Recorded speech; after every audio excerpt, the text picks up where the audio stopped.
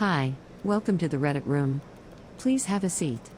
John will be with you in a moment to read some stories from the Am I the Asshole subreddit. I lied to a friend to get out of a promise that I regretted making to them.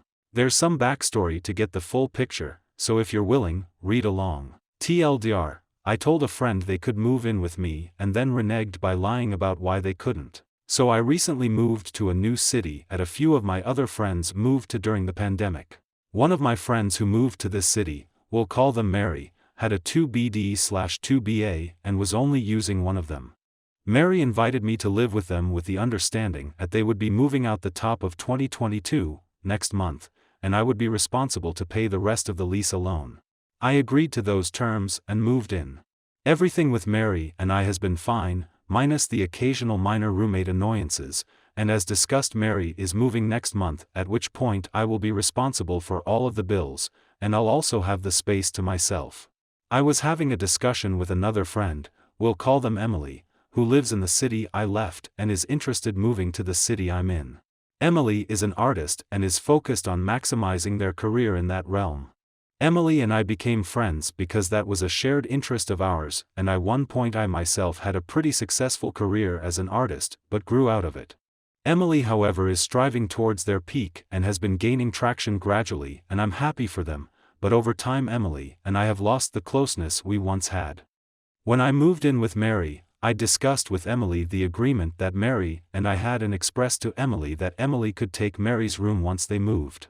Since Emily was focused on their art and didn't have a conventional job, I told them that they could move in and stay with me until they got their things in order, and didn't have to worry about any of the bills since I would have to pay them anyway, ultimately promising Emily a rent-free living space with the ability to focus on their gift.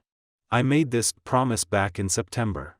However, the more I thought about it, the more discomfort I felt with the idea. When I was focused on my career, while Emily was always encouraging, Emily never provided anything close to the level of support I was offering them. I didn't have that sort of support system and really struggled to pay bills and live and get things for my art done, even though some of those things were things that Emily had the means to help me with. I can't lie, I felt a little resentment, and I felt that letting Emily live with me while I gave the support I never got would make me more and more resentful, and I would grow to be super uncomfortable in my own home. Another thing is I'm an introvert. I like a quiet, peaceful home life. I don't have much company, just because I don't trust many people and don't want people knowing where I live. My home is my sanctuary. Mary, who is moving, is very much like me in this regard, so we've gotten along well. Emily, on the other hand, is very social and is used to having their home as the hangout hub.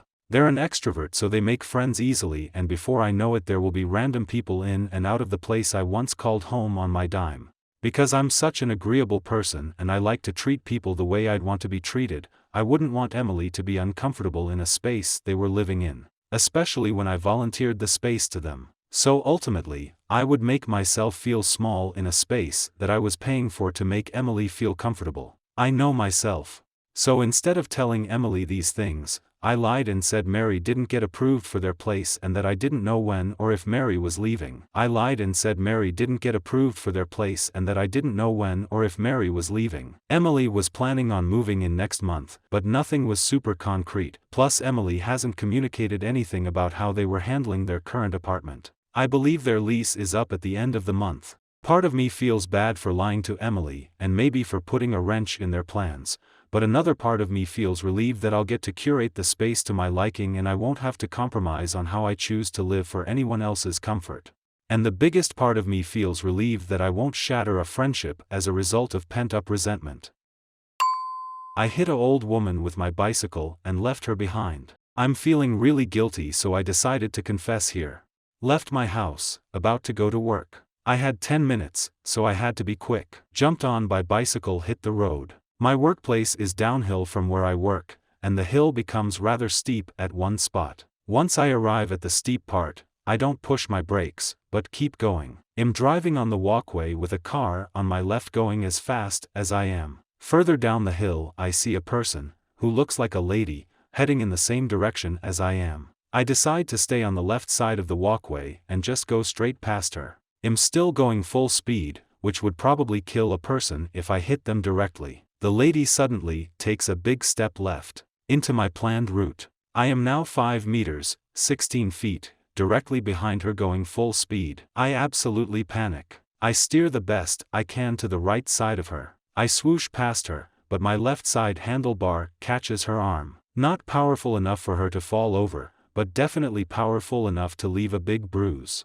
Adrenaline is pumping, but am relieved I didn't accidentally kill her. After the near hit, I just kinda kept going. Don't really know why. All I know, it wasn't malicious. Maybe it was cowardice. Once I got to work, I started to feel really awful about the whole situation. I basically punched someone in the arm really hard and just ditched them. Didn't face the consequences of my fuck up. Maybe this wasn't as awful as some of the other stuff posted on this sub, but I hate it because it reveals a part of me I didn't believe I had. Considered making some posters and hang them around the hill for her to contact me, but don't feel comfortable posting my personal info in a public area. Watching the unvaccinated die may be the reason I quit. I work in the ICU, we are surged again, have been for over a month. I'm tired of watching the unvaccinated die slowly. I'm sick of being the one delaying their imminent death, because once they're on the vent, it's almost guaranteed that we can't win. I still try for the rare person, but it hasn't happened in our hospital once since this fourth wave. I'm exhausted of begging people to keep the BiPAP on to delay their intubation that eventually comes anyway. I'm tired of having to help the nurses get them into body bags, because there are so many. I'm over their anti-science/anti-vax family verbally abusing us, because we couldn't perform miracles. Walking past the refrigerator acting as the morgue extension every shift on the way in and out like it's normal. Know that this isn't going to end for years. It screws with your head. I might quit. Many people already have, and I'm starting to envy them. Working 80-hour weeks to compensate for no staff, it's killing me. If this continues, soon enough there will be no one left to help. It's that simple. I'm sure some people in the comments will hate me for my statements above. Oh well. I'm not debating any comments. This is me unloading the heaviness of watching multiple people die every shift. You can't fault me for hating watching people die. I stabbed a man, in court said it was an accident, got out of charges. It was not an accident. When I was freshly 18 years old, I got into a fight at the park near where I live. It was a rather large brawl, of about say, 12 people. Midway through the commotion, I pulled a knife out of my ankle sock and stabbed someone for the fuck of it. Went to court and the CCTV footage was unclear and I pleaded self-defense and that I never meant to stab anyone. I know what I did it 'cause I felt like it. This event happened 8 years ago, just weighed on my mind for that time and figured I'd confess.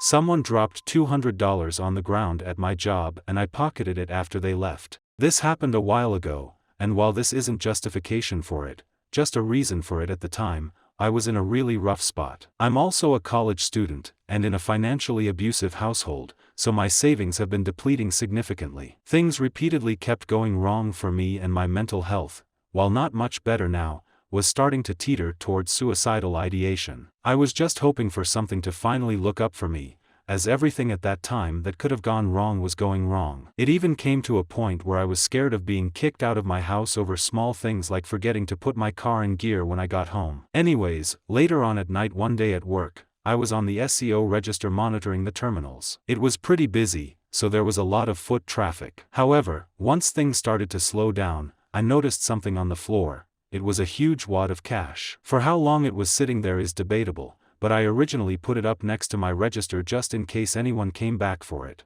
If I had alerted my manager, they would have taken it and put it into funds for store use. This is a huge chain company, and honestly that $200 wouldn't be doing much for them. And that means the person who lost it wouldn't be getting it back anyway, especially if they didn't come back for it as soon as possible. About 2 hours had gone by, and no one had come back for it. I decided then maybe this was some sign from the universe my luck had turned around and I covertly slipped it into my pocket. A few minutes later I asked someone's to cover me to use to bathroom, pulled out the money and counted it, a solid $200. I've been holding on to it to use for a vacation in January ever since. From time to time I can't help but wonder if the person who dropped their money ever noticed that it was gone. I feel bad about it, but it was an act of impulse during a rough time and there's nothing I can do to fix it now. Just wanted to get it off my chest. Edit. Y'all are treating this like a AITA post. That's not the point of a confession post, guys. Clearly, most of you haven't read my post. I said I was in a rough spot. I'm still not entirely better, but at that point, I wasn't doing okay whatsoever. And there was absolutely no way to find who dropped the money. Hundreds of people pass by SCO, self-checkout, every day, and we get hundreds of people in a couple of hours going through. I don't know how long that money was there for, didn't see who dropped it, and after holding onto it to see if anyone would come back for it for a couple of hours, that's when I made my choice. It was almost closing time, and the management would have put the money towards store expenses rather than hold on to it any longer. And the vacation was already planned earlier on in the year. I was close to pulling out, but that $200 is what made me not. I never said what I did was right. I know it's not, but it's too fucking late to do anything about it now. Stop treating me like I can still do something to fix it when there's no way to find the person who lost it. It's been months. Edit 2. Also, I would have returned the money to the person if I saw who dropped it. It's not like I outright stole from someone. Please stop treating my situation as if I outright saw someone lose their money and decided to keep it anyways. You clearly can't read and are just making assumptions based off the little you decide to skim. Also, the store I work for is one people spend a lot of money at. The person who dropped their money likely still had plenty in their bank account. It's normal for people to spend thousands in each transaction. Yes, they could have been poor, but once again, there's no way for me to tell that given I never saw them. Final edit. Should have stated this a lot earlier, but the vacation is basically a mental health trip. I thought that was implied with the mentioning of getting away from a toxic environment, but I guess not. It's not something I'm willing to give up because being home in the state it's at pushing me to once again, to brink of suicidal ideation. I'm not okay, and while I don't have the funds for consistent therapy, I should be allowed to do something that would help.